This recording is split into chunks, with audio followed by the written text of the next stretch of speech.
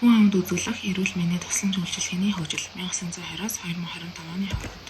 Улсын түүхэн дах 1920-ад оноос хойш хүн амд үзүүлэх эрүүл мэндийн тусламж үйлчилгээний хөгжил нь манай улсын төр нийгэм, олон улсын хамтын ажиллагаа, шинжилгээ ухаан, технологийн хөгжил, эдийн засгийн нөхцөл байдал зэрэг олон улсын хүчин зүйлд үндэслэн ард иргэдэд имчилгээ, урьдчилан сэргийлэх оншилгоо, асаргаан сахилгааны үйлчлэгийг хэрхэн үе шалтаагаар хүртээмжлээ, чанартай үргэлж тогтолцоо хөгжиж ирсэн үйлчлэг юм аа.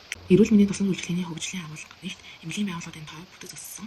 Хоёрт мэрэгжлийн боловсон хүчийг дотооддоо болон гадаадд бэлтгэх тогтолцоо бий болсон. Гуравт нийгмийн халамжтай уялдсан эрүүл мэндийн даатгалын систем бүрэлдсэн. Дөрөвт цахим технологи оншилгооны шинэ аргачлалууд нэвтэрсэн.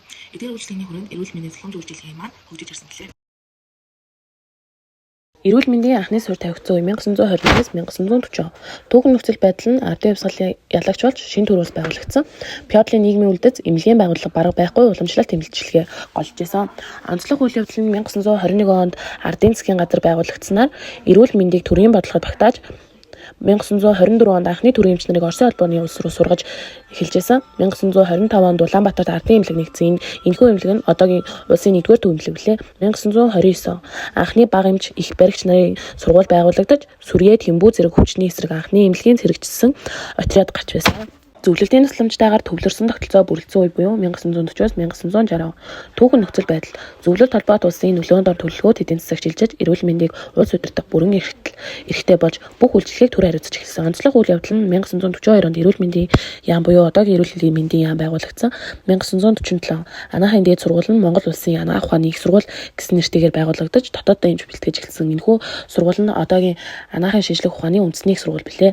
Улс даяар халдвар төвчнөөс урьдчилан сэргийлэх арга системтэйгээр хэрэгжиж эхэлсэн. 1950-аас 1960 онд тусламж үйлчилгээ хүрдэг хяналттай бүх нийтэд хүртээмжтэй модулийг хэрэгжүүлж эхэлсэн. 1960-аас 1990 оны салбарын оргил хөгжил ба нийтийн тусламж үйлчилгээ. Түүний түүхэн нөхцөл байдал нь нийгмийн байгууллага бэхжсэн төлөвлөгөөт эдийн засаг идэвхтэй явагдаж байсан. Улс орон даяар боловсрол эрүүл мэндэд төвлөрсөн хөрөнгө оруулалт хийгдсэн. Түүний онцлог үйл явдал нь 1961 онд нийгмийн эрүүл мэндийг сайжруулах 5 жилийн төлөвлөгөө батлагдав. Эрүүл мэндийн статистик бүртгэлийн систем боловсронгуй болсон. Улсын төв эмнэлгүүд байгуулагдаж төрөлжсөн мэрэгжлийн тусламж үүссэн. 1981 онд хүүхдийн төв эмнэлэг байгуулагдсан. 1989 онд хавдар судлалын үндэсний төв байгуулагдсан. Дархлаажуулалтыг 90%-аас дээш түвшинд хүргэж хөхүүл, улаанбархан зэрэг өвчнийг хяналтанд оруулсан. Эхнэрээ чиглэсэн төрөлтийн үеийн тусламжийг сумбарт хүргэх систем хэрэгжсэн. 1990 оноос 2000 оны ардчлалын шилжилтийн үе ба хүндрэл. Түүний түүхэн нөхцөл байдал нь социалист систем нурж зах зээлийн эдийн засаг чиглэсэн. Улсын санхүүжилт багасч эрүүл мэндийн салбарт доголдолд орж эхэлсэн. Түүний онцлог үйл явдал нь эмнэлгийн төсөв буурч тоног төхөөрөмж хуучирсан. Хувийн эмнэлгүүд анх удаа байгуулагдаж 2 дахь систем үүссэн. 1990 онд эрүүл мэндийн даатгалын тогтолцоо үүссэн. Олон улсын байгууллагууд дэлхийн эрүүл мэнд НҮБ, байгууллагууд Монголд орж халдвар төвчин их хүүхдийн эрүүл мэндэд анхаарч эхэлсэн. 2000 оноос 2020 он шинжилэл ба тогтолцооны шилжилт.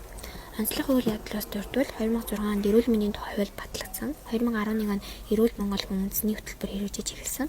Эмчийг дэмжих тогтолцоо эмнэлгийн чатлалын бүтцийг боловсронгуй болгож эхэлсэн. Улсын эмнэлгүүд MRI-CT зэрэг орчин үеийн онцлогооны төхөөрөмжүүдийг нэвтрүүлж эхэлсэн бол 2015 онд эрүүл мэндийн мэдээллийг захимжуулж эхэлсэн. Төргөн тусламжийн дуудлага, иргэдийн эрүүл мэндийн даатгалын зэрэг системүүд бий болсон байна. 2020 оноос хойш цар тахал ба шинэ твшилтүүд. Түүхэн нөхцөл байдлаас харахад 2020 онд бол COVID-19-ийн цар тахалын нөхцөл байдлаас шалтгаалan эрүүл мэндийн салбарын сул болон давуу талыг нээж илрүүлсэн байдаг. Онцлог үйл явдлаас дурдвал 2000 оноос 2022 он цар тахлын үед улсын эмнэлгүүдийн хүчин чадлыг нэмэгдүүлж дөрвөн онцлогоор хяналтын аппарат, лабораторийн зэрэг бүх салбар шинжилэл хийгдсэн бол вакцинжуулалтын арга нь үр дүнтэй дэлхийн дээгүүр байр эзэлсэн байдаг. 2023 оноос 2024 он урьдчилан сэргийлэх тусламжийн давуу талыг бүрдүүлж эхэлсэн бол өрх орон сумын эмнэлгийг чадваржуулах чиглэлээр шинэ хөтөлбөрүүдийг эхлүүлсэн байдаг. Өнөөдрийн нөхцөл байдал буюу 2025 оны чиг хандлага. Эрүүл мэндийн тогтолцооны бүтцэд Монгол улсад төрийн, хувийн, олон улсын байгууллагуудын хамтран ажилласан олон тогтолцоо бүрэлдэхүүн байгаа бөгөөд үндэсний онцлогоо эмчилгээний төвүүд өндөр түвшинд үйл ажиллагаагаа явуулж байгаач хөдөө орон нутагт үйлчлэгээний хүртээмж чанар харьцангуй сул хэвээр байна. Өрхийн эмнэлэг, сумын эрүүл мэндийн төвүүд нь анхан шатны тусламж үйлчилгээний гол төлбөр хэвээр байна. Эрүүл мэндийн санхүүжилт, эрүүл мэндийн даатгалын сан үндсэн санхүүгийн их үзүүр боловч үйлчилгээний зарлыг бүрэн нөхөж чадахгүй нөхцөл байдал байна.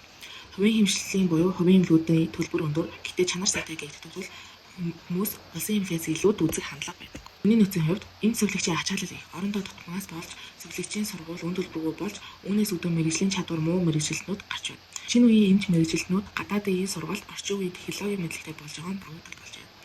Орчин үед эрүүл мэндийн мэдээллүүд цахимаар байршиж хүмүүст өөрсдөө эрүүл мэндийн хамгаалах талаар байнга санал байгаа нь хүмүүсийн эрүүл мэндийн боловсролыг нэмэгдүүлж байна.